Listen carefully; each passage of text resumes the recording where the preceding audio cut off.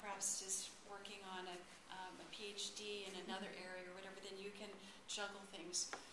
So it depends. One person's career may take off a little bit more, and then the other person, you have an agreement that other person's career catches up. So you'll have those conversations ahead of time.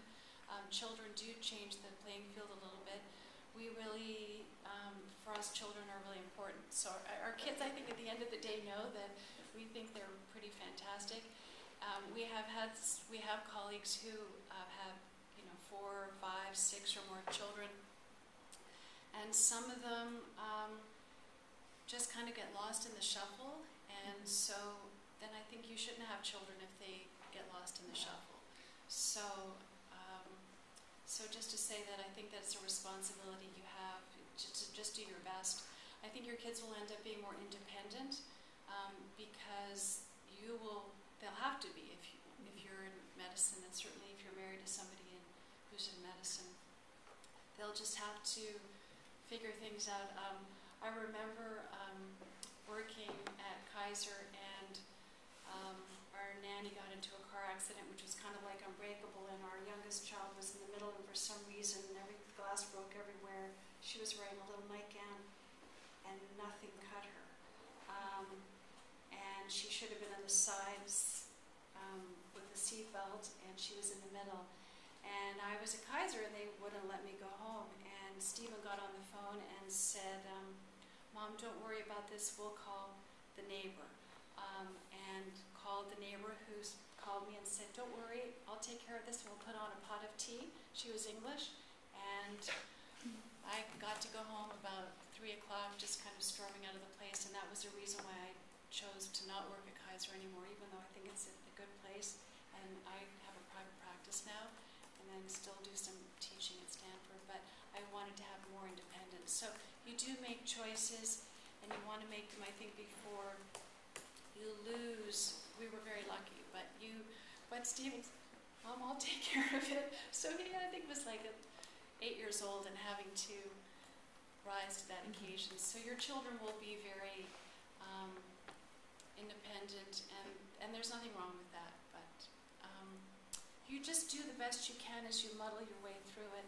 We had Spanish, we had a nanny from El Salvador who was phenomenal, from Nicaragua. We had one from Fiji. We had one from Mexico. We had one from the United States. I think that was our last one. And you'll keep an auto body shop. And you'll keep, right. Do the whole thing. Right, buy a big car. They're the worst drivers. Yeah. So it'll work, and it'll make for an exciting time, but it's an adventure. Should we sort of finish up with Yes. any miscellaneous advice you have? So this gets to the last question. Yeah. So this is a question. What would you say to a pre-med who's really drawn to the work that a doctor does but has concerns about the time commitment during residency? So I actually think that's a very good question and very intuitive. So what I would say is that all of you have way more reserve than you have any idea that you do. I mean, residency is a very strenuous, time-consuming. But frankly, it's getting easier. In fact, it's gotten to the point now where we work harder than our residents in some ways. It's a problem, in fact, whether like in surgery, where you're required to do some pretty profound things to people, whether you can actually train under a 80-hour week, and that seems like insane, but you know, it really gets back to my point that medicine is not just a job, and especially if you go into surgery, it is very much a lifestyle, and you absolutely will make sacrifices. So I think that that's really important. I mean, if there's one thing we leave you with tonight, is that it is which all of you who are sort of interested in heading down this path is an extraordinarily rewarding career that you probably can't get anywhere else in our society. Even to this day, the basic tenets of what it is to be a doctor and how people look at you have not changed. And I think that's sort of on the positive side. But you have to understand that there will be if you're going to do it right, there will be sacrifices, and you will be tested. There will be times when your kid there's a car accident and you are stuck at the hospital with a sick patient, and someone else is going to have to deal with that. And attention to detail, little things about how you do, you just have to do it differently. none of us are really, unless you're psychiatrically screwed up in OCD or something like that, nobody's born with a kind of attention to detail and drive that you end up becoming. And so, no, I'm not done. And I know, but you're not allowed to talk yet. And so I really think that's important. And I actually brought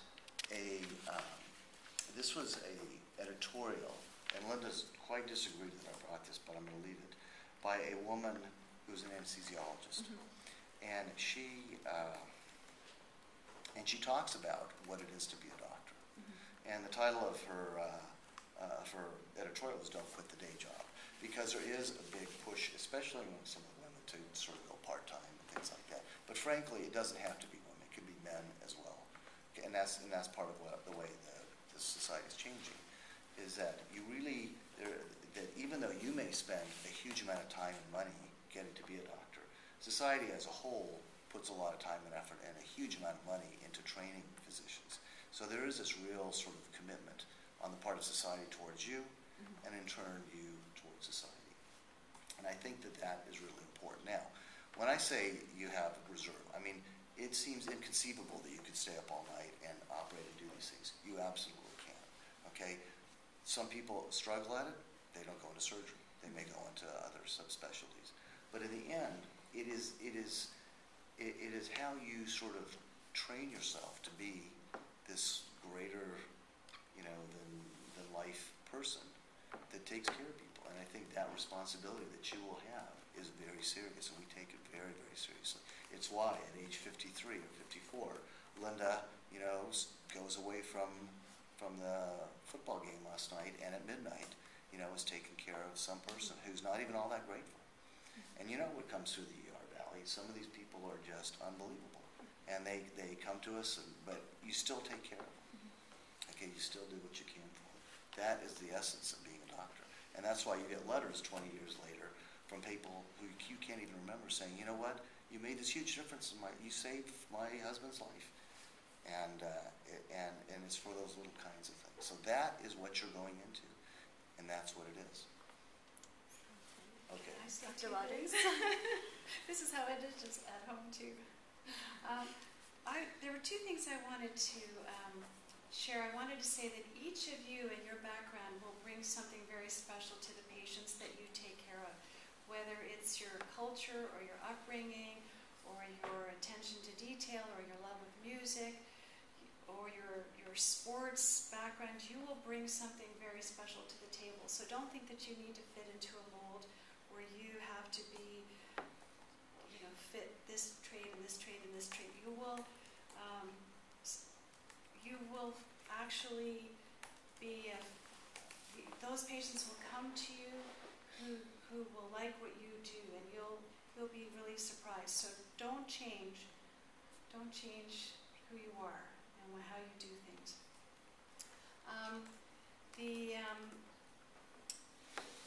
The other thing that I wanted to say was that you will treat your patients in the way in which you will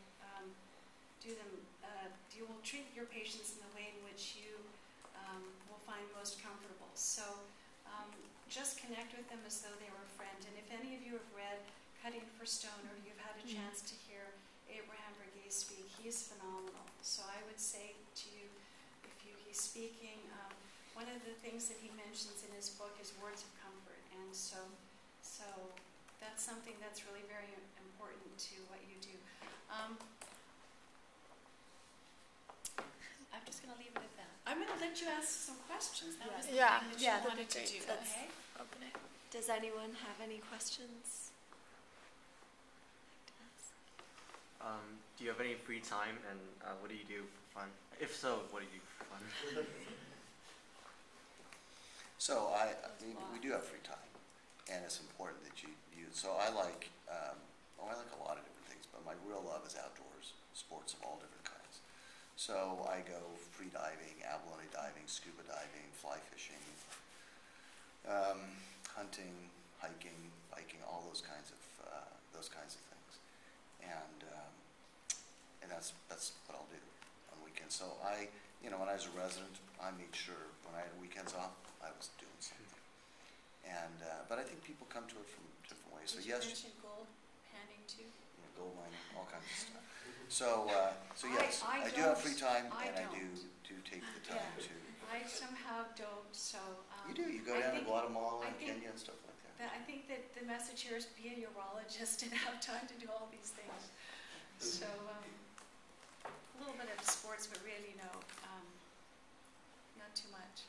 I used to do a lot more sports. But yeah, you'll have free time to even in the most demanding of specialties. It's recognized you have free time. You need free time. You need things to be able to do things to clear your mind. One of my friends who's an anesthesiologist just emailed me tonight that he'd river rafted down the Middle Fork of the Salmon River for the past 2 weeks, and it just got off the water. So If you want to have more defined time, then something where your job is interchangeable with someone else's, like a radiologist or an anesthesiologist or an emergency room medicine, that will help versus taking care of patients where you're a surgeon and they're expecting to see you, Friday, Saturday, Sunday, Monday. Then it's think about that. But you can have a very powerful hobby. The example that comes to mind, if you were someone who really liked, say, river rafting or mountaineering, you could go into, say, emergency medicine, do a wilderness medicine fellowship, and your career could be, being a National Geographic doctor or going on Mount Everest hikes and those kinds of things. Like Linda, for example, loves going down to all these countries and doing this sort of stuff to these Can't do people. that So every weekend, though. So you can, but I'm just saying is that you can actually blend medicine and a hobby as well, if that's something that's really important to you. Gustavo, you had a question? So I wanted to know more about the culture between you and your colleagues. How is it? How do you? That's what I wanted to say. There was a point I was searching for. If I could just, while my synapses are working, I met a psychiatry resident around the hospital about a year ago, and he said, "We're all crazy, and we don't know we're all crazy because we hang around everyone that's crazy, and we expect everyone to be just like us, but they're not crazy and we're crazy, and we shouldn't expect people to be like us or to have those same expectations." So it's a bit of a wacky culture.